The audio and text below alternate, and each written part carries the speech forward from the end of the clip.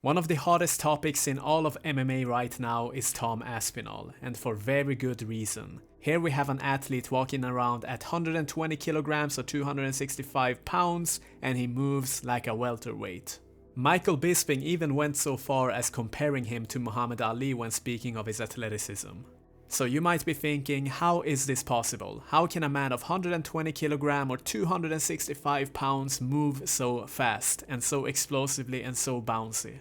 Like most other things in life, there is obviously genetic components to this. And I have no doubt that he got a head start on this department. But what his training footage also suggests is that he uses every scientifically verified method for explosive power development, which we will go through in this video.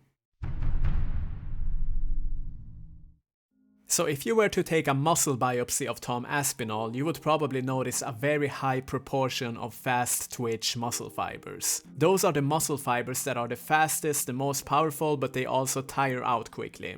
To a large extent, those are set in stone. It's genetic. You either have a proportion of fast twitch muscle fibers which are powerful and slow down quickly, or you have a higher proportion of slow twitch muscle fibers which are less powerful but can endure for much longer. And it is often very evident from the start which group you belong to, and to a large extent it will dictate your fighting style. Someone with the muscle fiber type, composition and physical attributes like Tom Aspinall would probably not choose the same fighting style as someone like Cain Velasquez, for example.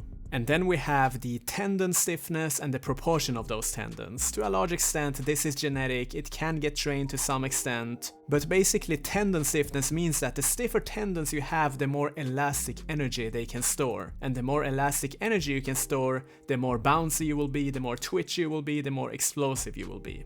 And then we have neuromuscular factors, and this is a broad term obviously, but compared to the previous two, this is very trainable. It is basically the signals that your brain sends to the musculature of your body for any muscular action, whether that would be a kick, a punch, a direction change, anything. And the stronger this signal is, the more power you will produce. Now some people like Tom Aspinall, they probably have a head start in this area, but once again it is very trainable. Anyways, I don't like to talk about genetics too much when it comes to combat sports because it is in all honesty not the only deciding factor. One thing we have to understand here is that Tom Aspinall has been involved in combat sports since he was 8 years old, and his father was his coach and a very accomplished combat sports athlete himself. Tom began with boxing when he was just a kid, and he did that for a couple of years, and then he transitioned into Muay Thai, and then wrestling, and then even Brazilian Jiu-Jitsu, which he's a black belt in. When he was about 17 or 18 years old, he went into MMA, and prior to stepping foot in his first MMA class with all of this experience in his baggage, he was already a complete fighter. So think about this for a while also before always attributing fighter success to genetics or athleticism. If athleticism was all that mattered, you could take anyone from the NFL roster, put some MMA gloves on them and they would do great, but that's obviously not how it works. There is no one single factor for success in such a complex sport like MMA. The whole package matters. You need the skills, you need the athleticism, you need the IQ, all of it. One very interesting fact about Aspinall is that he used to act as a sparring partner for Tyson Fury, and he had very good things to say about this experience. He said that it completely changed his life, not only in the boxing but also in the mentality aspect. He says that Tyson Fury has an easygoing attitude to boxing. He doesn't see it as a life and death kind of thing, he enjoys it, and he sort of has this mature approach to it. And this mindset is perfectly reflected in Tom Aspinall as well if you watch his interviews when he articulates himself and speaks prior to fights. Now in psychology, such a mindset, according to self-determination theory, could be regarded as intrinsic motivation. This is simply engaging in activities for the sake of it because they are interesting and enjoyable, as simple as that. In contrast to that, we also have extrinsic motivation, which a large group of athletes will be motivated by as well, and that is engaging in activities to achieve external rewards or avoid negative consequences. Some of those external rewards could be approval, it could be money, it could be fame, it could be cars or houses, whatever the case might be. They want to avoid negative consequences like being disliked by others, letting down their coaches, or letting down their country. They are basically motivated by the carrot and the stick. Now, drawing the line between those two is very difficult, and even an intrinsically motivated individual will probably have external motivations as well. Still, if you look at the world-class athletes from all of the sports throughout history, you will find both predominantly intrinsically motivated individuals and extrinsically motivated athletes. And both of those can be just as good when it comes to sports performance. But when speaking of mental well-being, the evidence seems to lean towards intrinsic motivation, that it is superior in that regard. And once again, even if you are extrinsically motivated, you can achieve very great things. An athlete under a disadvantaged situation, let's say poverty, will be very extrinsically motivated, and it could be the missing fuel for them to succeed at their given field. So the context obviously matters, but on a general basis, when I train my athletes, I try my hardest to establish intrinsic motivation, because long term and for their mental well-being, it is just the way that makes the most sense. And the reason is very simple. It will make the process enjoyable, and you will do it out of enthusiasm. Why put yourself through so much psychological pain for reaching a certain goal when there is an easier way, mentally speaking? Now, don't misunderstand me here. I am not saying that reaching the world class is easy in any way when it comes to effort. I am just saying that you can have fun while doing it. In his first fight with Curtis Blades, Tom Aspinall suffered a knee injury, and he had to go through surgery and months of rehab before he could come back. Interestingly, despite this traumatic event, Aspinall said that this was probably the best thing that could happen to him in his entire career. He realized that everything he does outside of his training is just as important in the training. He started approaching things more systematically. He started reducing things that did not add value to his well-being, both as a fighter and as a person. He started deducting more. He started asking himself, how will this exercise, this diet, whatever the case might be, contribute to my well-being and my career as a fighter? He started taking recovery more seriously. He started sleeping more, basically approaching his training in a more holistic way, even though I'm not a big fan of that term because I think it has been reduced to a cliche at this point. For the most of us, every once in a while we will come across some kind of a traumatic event, whether that is psychological trauma, a physical trauma, anything that reminds us of our vulnerability and even our mortality. For some people, when they go through such an event, they will go through something that is known as post-traumatic growth. And on a micro level, that comes down to being reminded of one's mortality to a certain extent. And when we experience this, some of us just start to take life more seriously.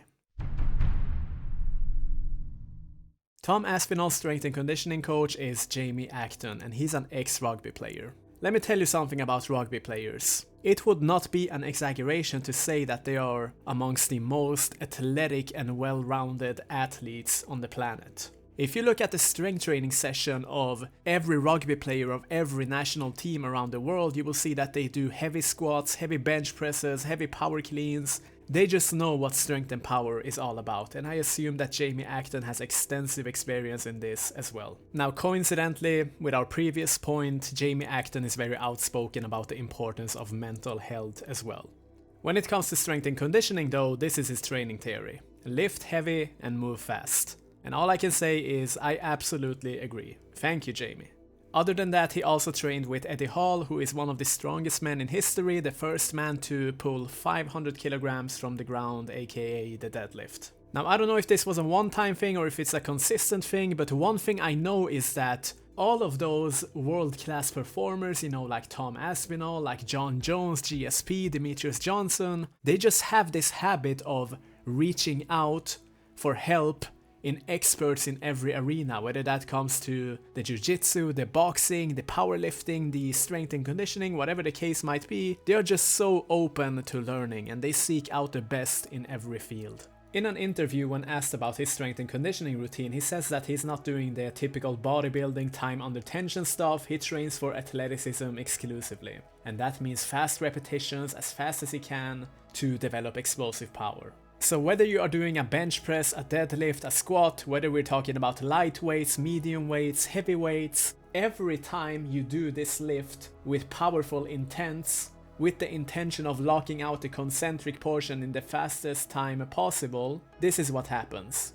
Your brain sends a signal through the spinal cord to the corresponding musculature which performs the action. And every time you think more powerfully, you do the action more powerfully, you are training your ability to recruit those signals, aka motor units, which ultimately leads you to being able to produce more force in every arena, whether that is picking up a barbell, picking up a human being, or throwing a punch. You will train your brain to strengthen those signals so that you produce more force in a shorter amount of time, aka explosive power. This is one of my favorite studies. They basically took a bunch of test subjects and divided them into two groups. Both of those groups were to follow a training program where you overcome the exact same resistance at the exact same repetition range and all of that. What was the difference? One group did it in high mental effort, that is high concentric speed, and one did it in low mental effort, that is just finishing the repetition regardless of the speed.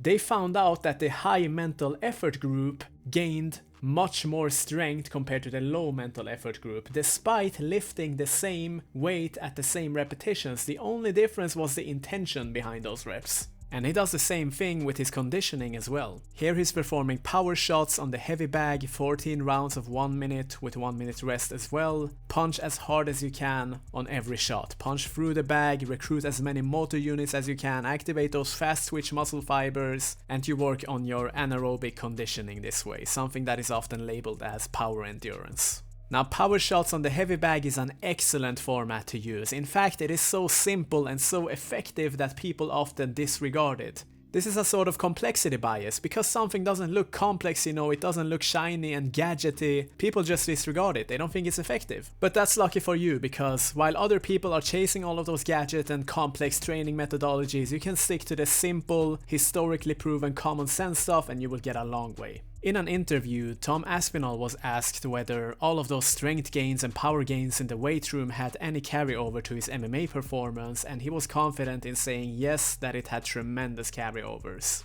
But if you as a beginner MMA fighter is watching this, you have to understand that this is a world-class athlete that has done combat sports since he was 8 years old. He knows boxing, he knows Brazilian Jiu-Jitsu, wrestling, kickboxing, all of that. So for him, in his context, yes, strength will have a high carryover, but if you as a beginner fighter who just started out, you put too much time in the lifting room, it's not gonna be time productively spent. You have other priorities. You need to master all of the discipline before you start to put more effort into strength training and plyometric training and all of that stuff. Although Aspinall uses compound lifts such as deadlifts and bench presses and things of this nature, he says that he's a much bigger fan of bodyweight movements such as dips, pull-ups and push-ups. Sometimes he goes for reps and sometimes he does weighted variations. Now, if you look into the fitness community, so to speak, people are always making those cultish wars of whether compound lifts are better than calisthenics or whether plyometrics is better than Olympic lifts and whatnot. My opinion as a strength and conditioning coach is this: use whatever exercise format that you want, as long as you target the fundamental movement patterns such as pushing, such as pulling, such as squatting and things of this nature, and you introduce some kind of a progressive overload. If you want to get stronger, you need to increase the resistance progressively in a rational manner and avoid making stupid decisions. This is from a recent video where he is doing weighted push-ups. In this particular session he built up to a 3 repetition maximum and he landed at a 3 rep max with 75 kilos on his back, including his own body weight, which is probably around 120 kilos. Super impressive. He also stated in the video that he has done 2 reps at 90 kg before, which I don't doubt. Now the push-up again looks like one of those movements that is too simple to be effective, but it is actually effective. It is so simple that it is often disregarded. It basically works on the pushing pattern and you can do it anywhere on the planet, either with your body weight for a lot of repetitions or fewer repetitions with external weights added. If you're not a fan of big compound exercises like the bench presses or even dumbbell bench presses, you can do this. And other than external weights, there is many other ways to progress in push-ups as well. You can elevate your feet, you can push up between 2 benches to make it more hollow and increase the range of motion. There is many methods. And the push-up quite simply works on your horizontal pushing strength. It's one of many movements that you will face in a combat sports scenario. Other than that, he is also a big fan of pull-ups. He does weightless variations and with external weights added. In this video right here, he started off with 3 reps at 10 kilograms, and then he built up to 3 reps at 25 kilograms, and he did a max set for 3 reps at 45 kilograms at a body weight of 120 kilograms. This is super impressive. Now, in my opinion, if you compete in a sport that has grappling maneuvers into it, and even without grappling, the pull-up is an absolute must. It is the king of pulling movements, of posterior building, and if you have strong pulling strength, well, guess what? You're gonna be strong in clinching and grappling scenarios as well. In my opinion, it just has one of the absolute highest return on investment, the highest bang for the buck in all of the exercises. In one video he was asked what his 1 repetition max in the bench press was, and he answered 167.5 kilograms, which is about 370 pounds. Now, for an MMA fighter, and even if he wasn't an MMA fighter, this is a very impressive number. Keep in mind that he does this occasionally. He does strength training in a supplemental manner, and I can imagine he doesn't even do compound strength training movements as much as his bodyweight training, so in that context it is very impressive. Although there is no footage of it, based on what I saw from his bodyweight push-ups, this is very plausible, and if that is not enough evidence, look at this video right here of him dumbbell bench pressing 120 kilograms for reps, together with Eddie Hall in the video. And I really like his training routine. He's basically mixing up compound strength exercises with more perhaps calisthenic exercises in terms of pull-ups or push-ups and things of this nature, basically giving his body variation. Your body is like a bacteria, it grows accustomed to certain training methods. You need to give it variation when it plateaus. A plateau is a sign that you have been doing the same thing over and over again, and this is not a question of if it will come up, it will come up. So when it happens, you need to change something. Another exercise that Aspinall is a huge fan of is the deadlift. He describes it as a functional exercise that basically targets everything, all of the muscles in your body from head to toe. And yes, I do absolutely agree with him. Even though I don't like the term functional, it's a fundamental movement pattern that allows for progressive overload for you to increase in strength. Another thing that he implements in his routine are the squat jumps. This is a ballistic training variation that basically develops explosive power throughout the entire range of motion and beyond, because you don't stop at the end, you jump with the weight, so it is a kind of a ballistic strength development. He says that when you're fighting, your feet are important. You need to be able to explode from your feet and your legs, and this is the reason he implements the squat jumps, according to himself. Here we can see some more explosive power training. We got the medicine ball throws, we got the hurdle jumps, sprinting, and things of this nature. When you train for explosive power, whether you use sprinting or plyometrics or Olympic lifting, ballistic training, it's all about quality reps and maximum mental effort. I say this in all of my videos, but if you're not putting 100% effort into those repetitions, you are not engaging those motor units, those fast twitch muscle fibers, and you're not really training for explosive power, you're just doing some light aerobic activity. And the point of plyometrics that he's doing right now, aside from explosive power development, is learning how to use your body's elastic energy, also known as the stretch shortening cycle. Your muscles, similar to a rubber band, they have elastic properties, and to learn how to use those, you need to practice. It is a skill. You need to implement broad jumps, long jumps, depth jumps, and hurdle jumps, and you need to keep your contact times short to learn how to use this elastic energy. And exactly as Tom Aspinall said previously, this will help you generate power from your legs, which will aid in your punches and kicking and various explosive scenarios in MMA and boxing or whatever combat sport it is that you do. Here he's doing some power cleans and jerks, which is an Olympic weightlifting variation, and it develops total body explosive power. It is one of the highest bang for the buck methods for explosive power training. They are not easy to learn, they require a lot of technical finesse, but if you have the time, energy and guidance to learn them, by all means go for it. As for his conditioning, it appears that he does a lot of heavy bag work, as we previously mentioned. He's a fan of sprinting, as well as various circuit training formats. When it comes to combat sport conditioning, it is all about quality over quantity. It doesn't matter if you can run a marathon, that is not fight-specific conditioning. You need to keep your conditioning specific to a fight, high-intensity intervals. A fighter being able to produce powerful actions for 5 minutes is much better prepared for a fight than someone that can produce medium effort for an hour. That is the best rule of thumb I can give you when it comes to combat sports conditioning.